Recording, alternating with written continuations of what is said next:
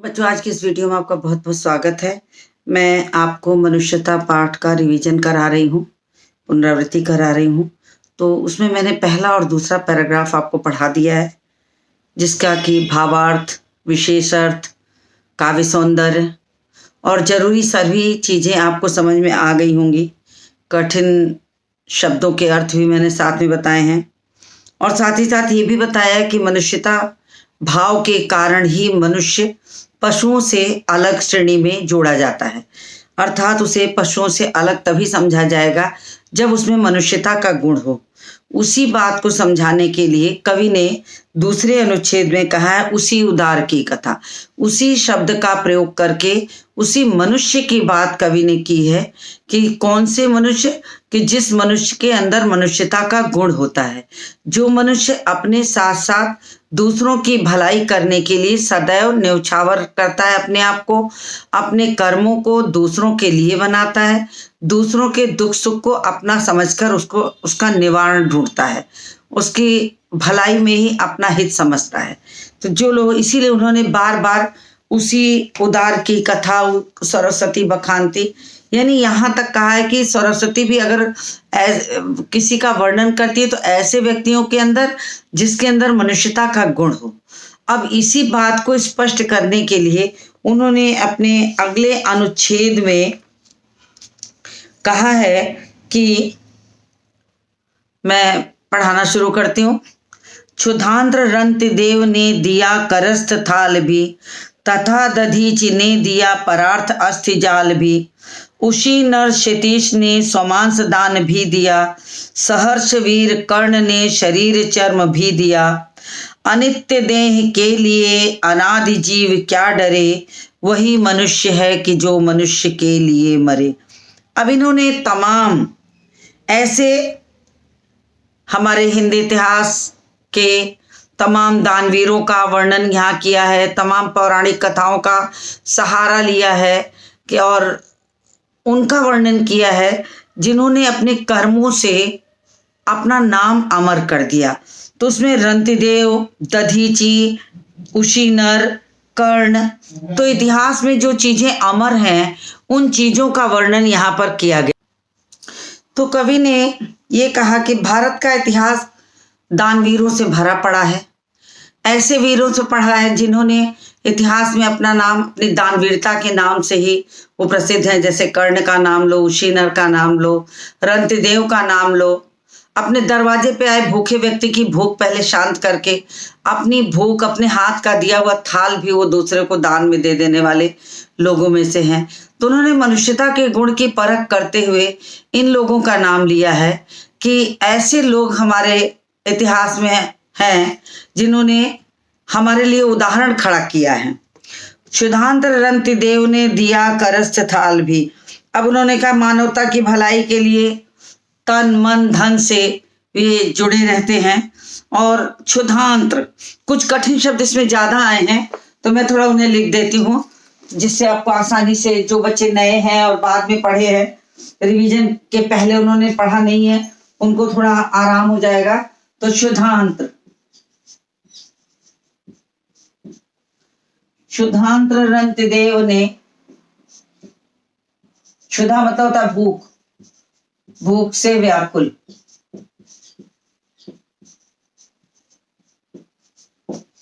ठीक है। रंतिदेव एक प्रसिद्ध राजा थे।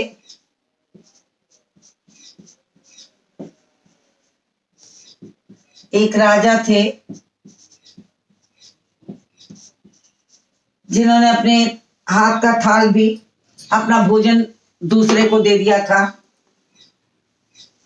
तो रंतिदेव एक राजा थे। फिर करस्थ थाल,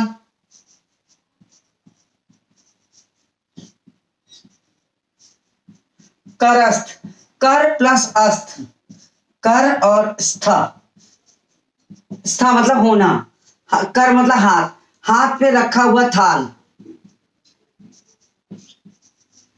हाथ में रखा भोजन का थाल, तो हम थाल लिख देते हैं सर, लेकिन भोजन के थाल की बात की गई है।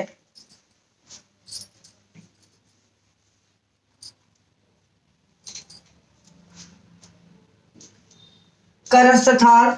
दधीचि एक ऋषि थे। दधीचि एक ऋषि थे, महान ऋषि।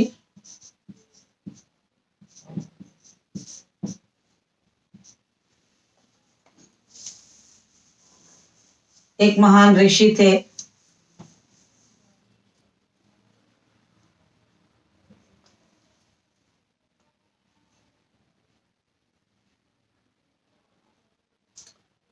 स्पष्ट नहीं हो रहा, मैं इसको फिर से ही लिख देती हूँ, अब स्पष्ट हो रहा होगा। एक महान ऋषि। फिर परार्थ होता है दूसरों की भलाई।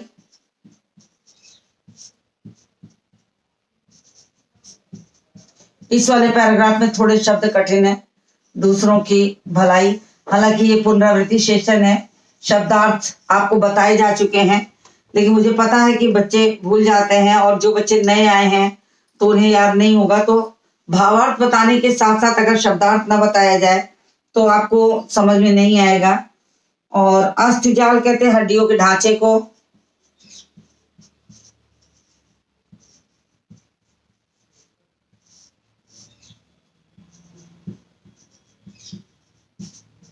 हड्डियों का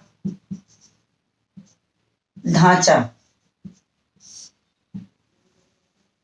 हड्डियों का ढांचा। उशीनर गांधार के राजा थे। उशीनर भी एक राजा थे गांधार देश के। गांधार देश के राजा थे। क्षितीश मतलब भी राजा होता है। क्षितीश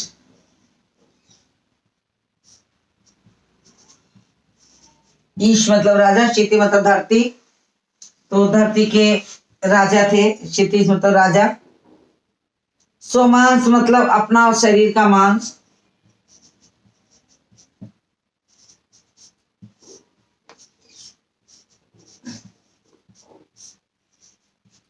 अपना मांस।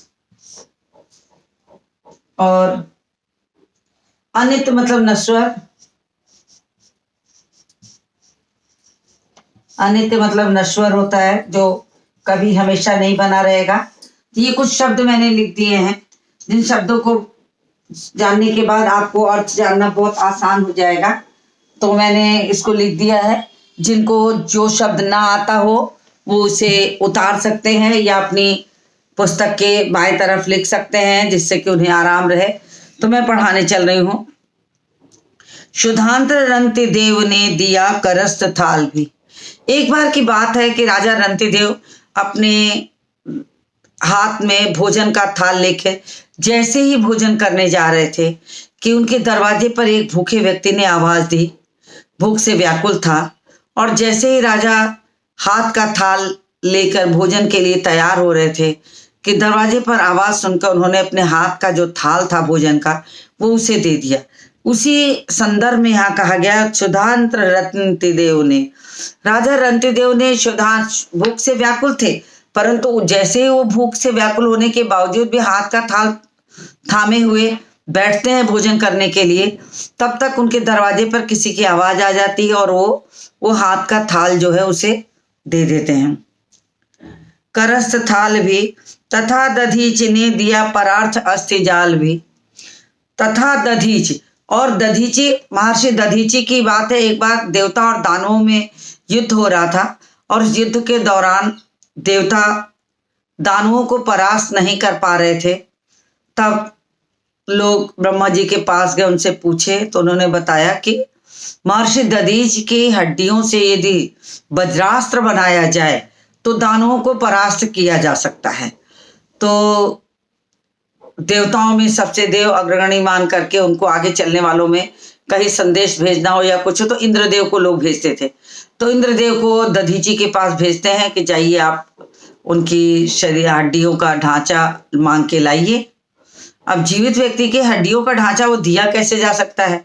तो आते हैं महर्षि दधीची से अपनी बात बताते हैं कि देवताओं और दानवों में तो युद्ध हो गया है और दानवों को परास्त करना बहुत कठिन हो गया है। ऐसी स्थिति में अब ये बताइए कि हम लोग कैसे, देवताओं की विजय कैसे होगी, सिवाय वज्रास्त्र के और कोई रास्ता है नहीं। तो उन्होंने क्या किया कि जब पूरी बात सुन लेते हैं तो कहते हैं कोई बात नहीं है, तैयार हो जाते हैं और स्वेच्छा मृत्यु, अपनी इच्छा से अपनी मृत्यु को का आगमन करा लेते हैं, बुला लेते हैं उसे और अपने प्राणों का त्याग कर देते हैं। प्राणों का त्याग करने के साथ ही साथ जैसे ही वो प्राणों का त्याग करते हैं, उनके शरीर की जो हड्डियां हैं उसका ढांचा लेके इंद्रदेव जो है वज्रास्त्र बना करके देवताओं को समर्पित करते हैं और देवताओं की जीत होती है। उसी संदर्भ की कथा को बताने के लिए संक्षेप में यहाँ लिखा गया है, तथा दधीच ने दिया परार्थ अस्थि जाल भी। तथा दधीच ने क्या किया, दूसरों के हित के लिए, परार्थ दूसरों के हित के लिए, अस्थि जाल अपने शरीर का अस्थि जाल जो है वो भी देवताओं को सादर समर्पित कर दिया। उशीनर क्षितीश ने स्वमांस दान भी दिया। राजा उशीनर, गांधार के राजा उशीनर एक बार बैठे थे और एक शिकारी किसी कबूतर का शिकार कर लिया और बाण जब कबूतर के शरीर में लगता है तो कबूतर भागते भागते, उड़ते उड़ते, फड़फड़ाते, तड़पते राजा उशीनर की गोद में आकर बैठ जाता है। अब गोद में आकर बैठने का तात्पर्य तो होता है कि शरणागत, शरण में आया हुआ। अब शरण में आया हुआ जान करके उन्होंने क्या किया कि राजा उशीनर, जब शिकारी राजा उशीनर के पास आता है और कहता है कि आप मेरा कबूतर मुझे वापस दीजिए, राजा कहते हैं कि ये तो संभव नहीं है। पूछता है क्यों? क्योंकि, तो उन्होंने कहा कि क्योंकि ये तो मेरी शरण में आ गया, शरणागत है और शरण में आए वालों की रक्षा करना मेरा धर्म बनता है, कर्तव्य है। तो मैं इस कबूतर को तो तुम्हें नहीं दे सकता हूं क्योंकि ये मेरी शरण में आके प्राणों की रक्षा के लिए आया है। अब तुम उसके बदले में कुछ मांगना चाहते हो तो मांग लो। शिकारी कुछ नहीं बोलता तो उन्होंने खुद से कहा कि अगर तुम चाहो तो इस कबूतर के बराबर का जो मांस है वो मेरे शरीर से ले लो और तुम इसके प्राण छोड़ दो। तो राजा उशीनर ने ऐसा कहा तो कहा, उशीनर क्षितीश ने स्वमांस दान भी दिया और उन्होंने वाण से उसी समय अपने शरीर का मांस काट करके शिकारी को दे दिया और कहा इसके बराबर का मांस तुम ले लो लेकिन इसके प्राण छोड़ दो, तुम इसे मारो मत, त्याग दो इसको और इसको स्वतंत्र कर दो। तो ये दानवीरता कहलाती है कि अपने शरीर का मांस देके भी एक कबूतर की रक्षा के लिए हमारे इतिहास में वर्णन है कि हम उसको देखते और सुनते हैं। सहर्ष वीर कर्ण ने शरीर चैन भी दिया। अब कर्ण की कथा तो बहुत सामान्य है, सभी लोग जानते हैं, छोटे क्लास से ही सारे लोग उसे महाभारत की कथा पढ़ते हैं तो कर्ण की कथा के बारे में आप जानते ही हैं कि कर्ण सूर्यपुत्र थे और जन्मजात उन्हें कवच और कुंडल मिला था। कवच और कुंडल मिले होने के कारण वो क्या करते हैं कि उनको कोई मार नहीं सकता, जब तक उनके शरीर से कवच और कुंडल जो है अलग नहीं होगा उन्हें कोई मार नहीं सकता। अब ये बात तो पता थी, निश्चित थी, लेकिन भगवान इंद्र ने जानते थे कि कभी ऐसा हुआ तो देवताओं की रक्षा करने वाला कोई नहीं मिलेगा, तो वो चले जाते हैं इंद्र ब्राह्मण का वेश बनाकर। और कर्ण महादानी था, वो सुबह प्रातः नहा धोकर जब सूर्य को अर्घ्य देता था, अगर उस समय कोई भी आकर उससे कुछ भी मांग ले तो वो उसे सहर्ष दे देता था। तो जैसे ही वो सूर्य को अर्घ्य देने के लिए गए, ब्राह्मण का वेश धारण करके इंद्र देवता जो हैं वहां पहुंच जाते हैं और पहुंच करके उन्होंने इन कर्ण से उनका कवच और कुंडल मांगा। शरीर में उनके जन्मजात मिला था, शरीर में जड़ा हुआ था, तो कवच और कुंडल मांग लिया। अब उन्होंने बाण से कवच और कुंडल निकाला और इंद्रदेव को दे दिया, जबकि इस बात का कर्ण को अच्छी तरह पता था कि उसको देने के बाद उनकी मृत्यु अब निश्चित है और उसके पहले तक उन्हें कोई भी परास्त नहीं कर सकता था, कोई भी मार नहीं सकता था। लेकिन कर्ण ने ये नहीं सोचा कि मैं अपने प्राणों की रक्षा स्वयं करूं या अपने शरीर का कवच और कुंडल देकर खुद को मृत्यु के मुंह में ढकेल रहा हूं। लेकिन उन्होंने ऐसा कुछ नहीं सोचा, क्योंकि महादानी थे। उनके दरवाजे पर यदि दान के रूप में कोई भी कुछ मांगने आ जाता तो वो उसे सहर्ष दे देते थे।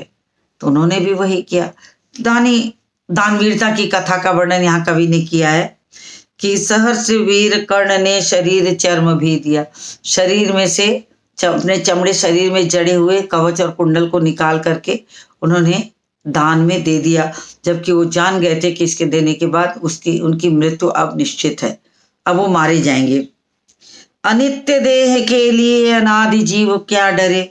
अब कवि ने कहा कि इतना सब कुछ जानते हुए, इतिहास गवाह है, इतने सारे उदाहरण दिए जा चुके हैं इतिहास में, रंतिदेव के, उशीनर के, दधीची के, कर्ण के, कि जिस इतिहास को पढ़कर हम जानते हैं कि हमारे यहाँ ये परंपरा है कि हम अपने से पहले दूसरों की रक्षा करते हैं। हमारा इतिहास इस बात का प्रमाणित है। तो उन्होंने कहा कि अनित्य देह के लिए, अनित्य मतलब जो नश्वर है, जो शरीर जो हमारा नश्वर है, कभी भी मर सकता है, कोई इसका ठिकाना नहीं है, आज है कल नहीं होगा।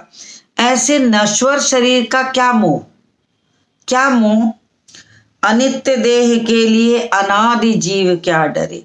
अनादि काल से, अनंत काल से ये जो मनुष्य का जीवन है चला आ रहा है, और जिसको ये पता है कि आज नहीं तो कल इस शरीर का अंत होना ही होना है, कभी भी इसका अंत हो सकता है, और ये शरीर नश्वर है, अनित्य है, हमेशा बनी नहीं रहेगी, हमेशा निर्मित नहीं रहेगी कि हम इसको हर तरीके से सुरक्षित रख सके। आज नहीं तो कल इसकी मृत्यु होना सुनिश्चित है। तो अनित्य देह के लिए, जो शरीर, जो देह मतलब जो शरीर हमेशा बनी नहीं रहेगी, उसकी क्या चिंता करना। और जब मृत्यु होनी ही है तो सुमृत्यु क्यों ना प्राप्त की जाए। अगर सुमृत्यु नहीं मिली तो फिर हमारे मनुष्य और पशु के बीच में तो कोई अंतर ही नहीं है। तो उन्होंने कहा यदि मृत्यु प्राप्त ही करनी है तो एक अच्छी मृत्यु प्राप्त की जाए कि मर के भी अमर हो जाए, मर के भी हमारा नाम लेने वाला कोई हो। अनित्य देह के लिए अनादि जीव क्या डरे। तो अनित्य देह के लिए, इस नश्वर शरीर के लिए अनादिकाल से चले आ रहे वाले जीव को किस बात का डर है। कोई डर नहीं, अर्थात कोई डर नहीं। आज नहीं तो कल मरना ही है, और जब मरना ही है तो एक अच्छी मृत्यु प्राप्त करके मरे, लोग का नाम लेने वाला उनका हो। तो ऐसी मृत्यु की कल्पना करके उन्होंने कहा कि मृत्यु पानी है तो ऐसी पाओ, अन्यथा कोई फायदा नहीं है ऐसी मृत्यु का कि जीवन और मृत्यु एक समान हो, जिसकी भलाई बुराई का अंतर ही ना हो, जो अपने भले के लिए सिर्फ जीवित रहता है। ऐसे शरीर और ऐसे जीवन का कोई महत्व नहीं है। वही मनुष्य है कि जो मनुष्य के लिए मरे। कवि ने कहा वास्तव में मनुष्य तो वही कहलाने योग्य है जो मनुष्य के लिए अपने जीवन को न्यौछावर कर देता है। जो व्यक्ति अपने शरीर को दूसरों के लिए न्यौछावर करने के लिए प्रतिपल तत्पर रहता है, तैयार रहता है, ऐसे व्यक्ति को हम मनुष्य कह सकते हैं। ऐसे व्यक्ति में मनुष्यता का गुण होता है, अन्यथा हमारा जीवन जो है वो व्यर्थ है, बेकार है। तो उन्होंने तमाम ऐसे उदाहरण दे दिए इतिहासों में की गवाही दे करके, पुराणों में वर्णन करके, तमाम ऐसे राजाओं का वर्णन किया कि जिन्होंने ये प्रमाणित कर दिया है कि हमारे यहाँ शरीर का कोई महत्व नहीं है, हमारा जीवन दूसरों के लिए बना है। हम अपने इस जीवन को हमेशा दूसरों पर न्यौछावर करते चले आ रहे हैं। इस बात का प्रमाण उन्होंने देते हुए तमाम उदाहरण दिए और कहा अनित्य देह के लिए अनादि जीव क्या डरे। हमेशा नश्वर शरीर के लिए इस शरीर को कभी डरना नहीं चाहिए। मृत्यु तो आनी ही है, आज नहीं तो कल आएगी, परंतु ये निश्चित है कि आएगी। वही मनुष्य है कि जो मनुष्य के लिए मरे। वास्तव में वही मनुष्य कहलाने योग्य है जो मनुष्य के लिए अपने जीवन को हमेशा न्यौछावर करने को तैयार रहता है, जो मनुष्य के लिए अपने प्राणों की बलि देने को हमेशा तैयार रहता है, वो मनुष्य कहलाने योग्य है। तो यहाँ पर कवि ने मनुष्यता के भाव को वर्णन करने के लिए तमाम उदाहरण दिए और उन उदाहरणों के माध्यम से ये स्पष्ट किया कि हम मनुष्यों में कौन से गुण होने चाहिए, हम अपने जीवन को कैसे अमर कर सकते हैं, कैसे हम एक सुमृत्यु प्राप्त कर सकते हैं और कैसे इन उदाहरणों के द्वारा ये सिद्ध कर सकते हैं कि जो शरीर कभी नहीं रुकने वाली है, आज नहीं तो कल उसकी मृत्यु होगी, उसका महत्व हमारे लिए क्या है, यानी मनुष्य के शरीर का महत्व मनुष्य के लिए क्या है, वो दूसरों के लिए कैसे उसको न्यौछावर कर सकता है। ये तमाम उदाहरण देकर उन्होंने इस बात को स्पष्ट किया है। तो ये भावार्थ हुआ। अब इसके काव्य सौंदर्य को मैं आपको स्पष्ट करूंगी कि इसका काव्य सौंदर्य जो है ये एक तरीके से पौराणिक कथाओं के माध्यम से वर्णन किया गया है। तो मैं इसके विशेष अर्थ को स्पष्ट कर देती हूँ।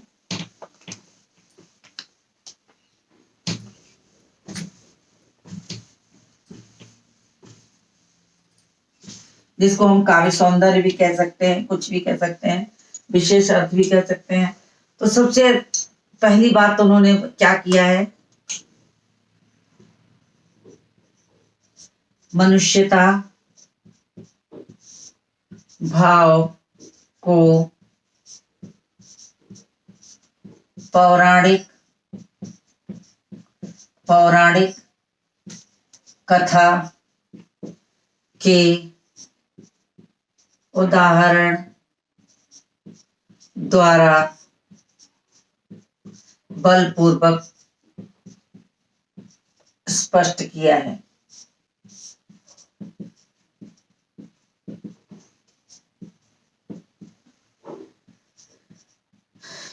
फिर उसके बाद हो सकता है भारतीय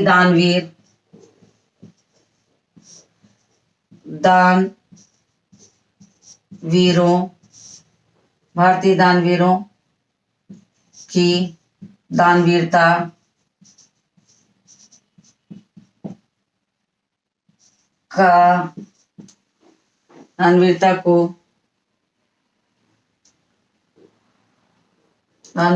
का उल्लेख किया गया है। फिर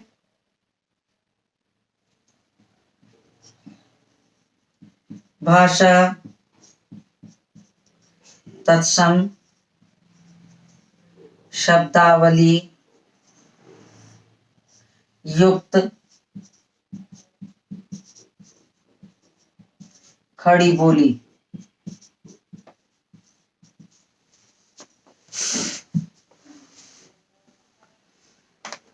ठीक है। फिर रचना तुकांत युक्त। तुकांत किसे कहते हैं मैं आपको समझा चुकी हूं। फिर उद्बोधन एवं प्रश्न शैली। उद्बोधन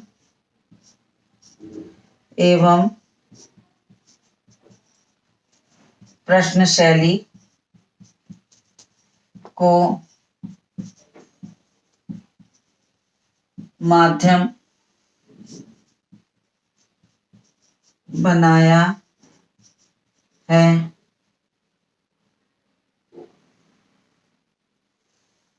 दधीचि ने